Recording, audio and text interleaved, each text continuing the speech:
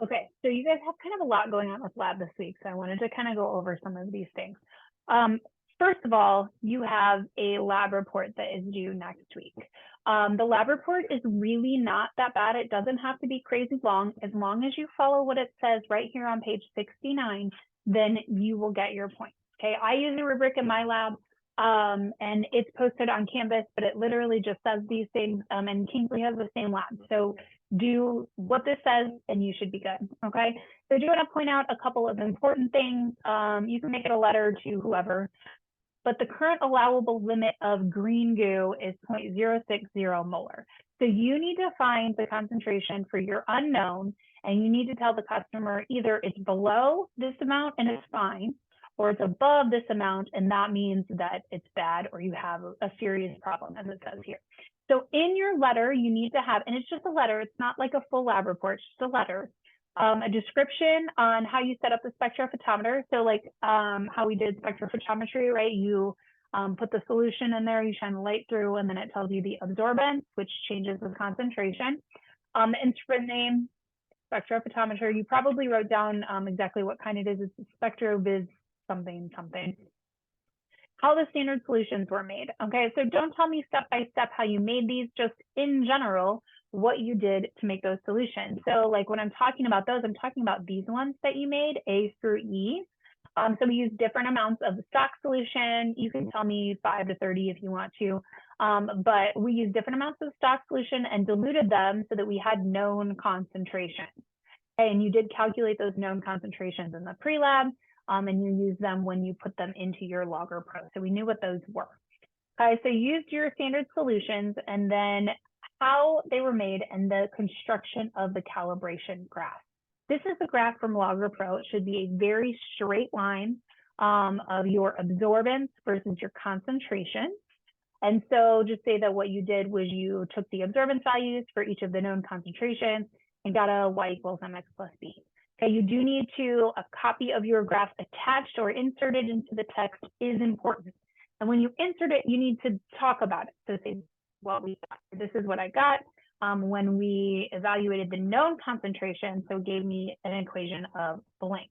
Now, then reading for your customer sample, you should say, okay, what was the reading? Well, it was this absorbance to your y equals mx plus b, calculate concentration. Okay, so you need to actually calculate that specific concentration, and that's what you should put right here, and that's what you should tell your customer. All right, hit all the points, turn that in, you're good. If you're in my lab, I'll take it either print it off on paper or you can submit it online, whatever you would prefer, totally works.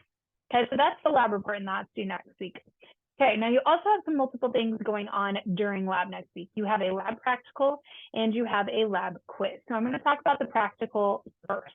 This is in your lab manual. You are welcome to print this off. It starts on page 119. It tells you exactly what you are going to do during your lab practical. Now, for this, you are on your own. You are not working in a group. You're going to have dividers up.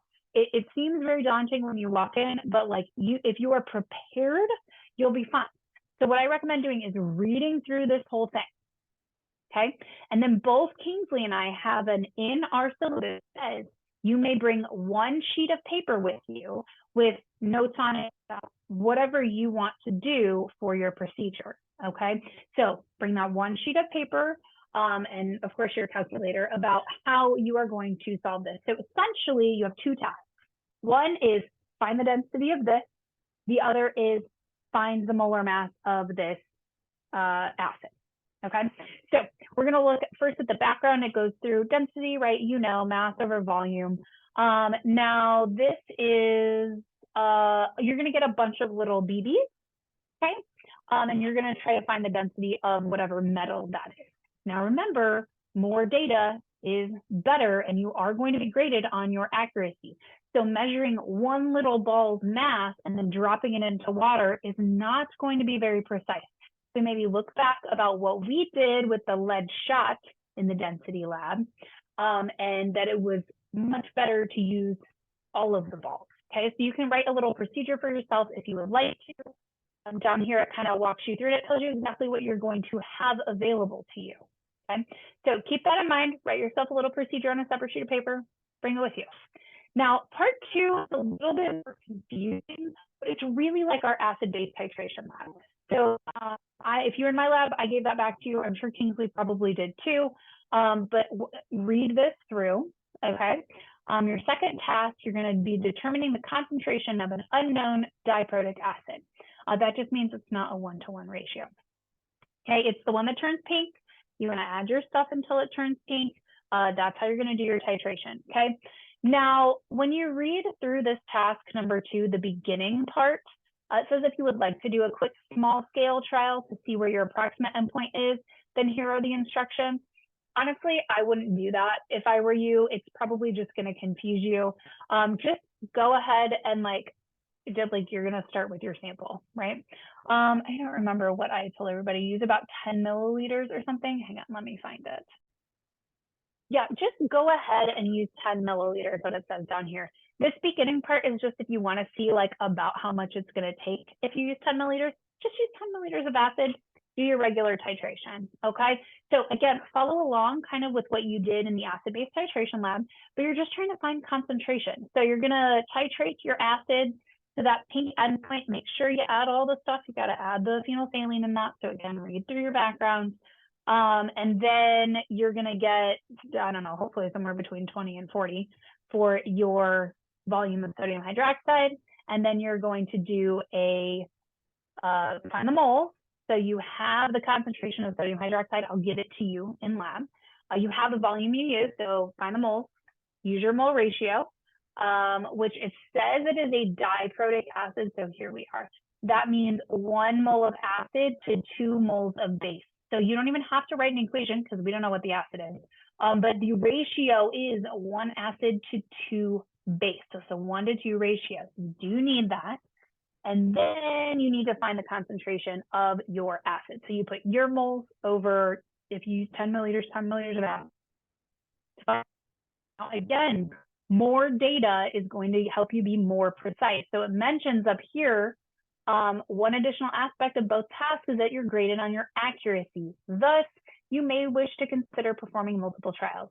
I recommend doing 2 or 3 trials so you can average them and get a more accurate and precise answer. Because if you do 1 trial and you overshot your endpoint and you're way off, you're not going to get the points for accuracy. Okay, so this is important. Okay, so if you need help with that, let me know. Again, write yourself a little procedure, bring it with you on a piece of paper. You can write whatever you want to on it, but these are your tasks. Okay, so keep that in mind. Now you also have a quiz, and that quiz, luckily, is kind of over the same type of thing. So your quiz is over these labs, your acid-based titration and your calorimetry lab. If you're in my lab, I'll give your calorimetry one back on Monday in class, but I already gave you your acid-based titration. So read through the background, just like the last 2 quizzes. Make sure that you can do the calculations that you did to get your answers here, and you'll be fine, okay? I'll give you the equations that you need. So again, this was titration. And this one, we tried to find the molecular weight of the acid in we want the concentration. So you just had to do moles over liters in the lab practical. But here we wanted molecular weight, which is grams per mole, okay? So make sure you read your feedback and can do the calculations for this based on your titration. All right, it'll be hey, I got this data, this was my titration data, find the molecular weight of the acid, or down here, sorry, this data, find the molecular weight of the acid. Or I could be hey, here's this data, find the molarity of the acid. Either of those is fair game. This part is going to be more like the practical, okay? So just kind of keep that in mind. And then there's also the calorimetry where we put the hot metal in the cold water and then we calculated the C value. You'll be given any equations that you need, but I would, if I were you, walk through your calculations again. Some of you didn't show your work on your calculations, and I don't know that you know how to do it. So I would practice, okay, with your data, right? You have the math is, you do a Q C delta T for your water, a Q equals C delta T for your cup. You added those together to get the Q of the metal and then found C. So I would walk through those. And here we found the heat Q and then put Q over moles to find delta H. And again, watch the signs for endo and exothermic. So please read through your feedback on those labs. Both of these are fair game for the quiz. I could ask you to do these calculations. I could ask you to do these calculations. But that's kind of what you'll see for the quiz. So next week, lab is due, or the lab report is due. You have a lab practical, come prepared, and then you have a quiz on these two. All right, so if you have questions, again, let me or Kingsley know. We are happy to help.